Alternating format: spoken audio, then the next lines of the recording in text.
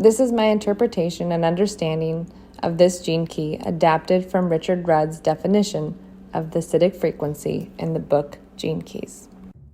Virtue has been deeply misunderstood and has nothing to do with our concepts of morals or behavior. The confusion has come about because those with lower levels of consciousness try to emulate the behavior of virtuous humans. This creates deep tension because virtue is a final flowering rather than a path one follows. Anyone can behave in a pseudo-virtuous way, yet have none of the power of true virtue. Virtue is simply the unimpeded expression of nature through humans living in their most powerful and successful way. The one in whom this manifests becomes the perfected vehicle of divine realization and leads a life that serves as a desirable model for humanity, representing how we can be our best. Virtue becomes the intent of the universe expressed through a human being. At the root of all acts performed in the power of true virtue, the remarkable effect of repairing the world transpires. The embodiment of it becomes a guiding purity that pulls humanity into the future. It is what will ensure we will never destroy ourselves, as every truly virtuous act increases the consciousness of the totality. It allows us to see the certainty of a perfected future and how to actually embody it now. In the book of Revelations, this seventh city is represented symbolically by the opening of the seventh seal, which precedes the return of Christ's consciousness.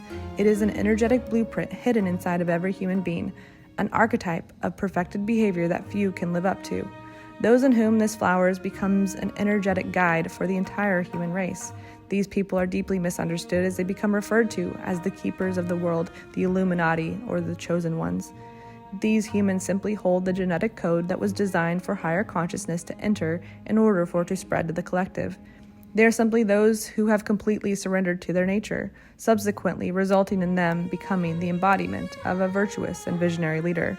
If the conditions are not right, these people pass unrecognized, even if they may have had great influence in a specific area. The seventh city waits for a specific moment in time to awaken the collective when the frequency of the mass consciousness is elevated enough for it to be recognized.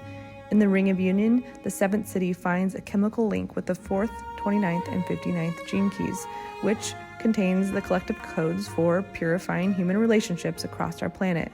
The combined dynamic of virtue with forgiveness, devotion, and transparency sets the stage for a complete new phenomenon to be seated in humanity: collective leadership. Collective leadership is the stage beyond individual leadership, in which leadership becomes an empathetically shared energy field between individuals, thus bringing an end to hierarchy. The seventh city in the I Ching is called the Army. The Army refers to a collective group of beings in the Book of Revelation known as the 144,000. See the 44th gene key for more information. In this way, they truly are ahead of their time, even though for them time has ceased because they have remembered the future deep within their being.